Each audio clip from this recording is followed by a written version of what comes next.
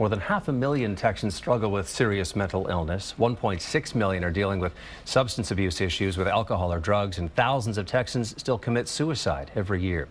KXAN's political reporter Phil Prazen shows us how lawmakers are trying to improve access to care.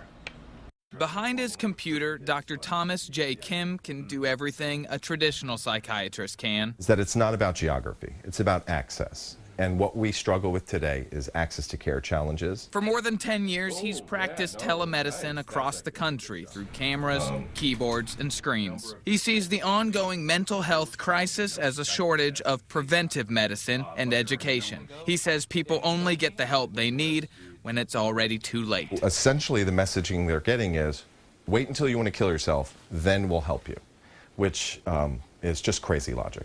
It's the logic the Texas House is trying to break. Lawmakers on this task force met Wednesday to try and put the state's focus on preventing the next crisis. We're critically short of mental health professionals. Dr. Kari Wolf works in the psychiatric emergency room. She says there are tens of thousands of people who live in an area where a psychiatrist isn't available. If we had been able to get them care earlier in the course of their illness, they never would have made it to a crisis stage. Dr. Kim says doctors could find more people in need if only mental health licenses, regulations, and fees could be streamlined for telemedicine. Lawmakers could make those changes in January during the next legislative session.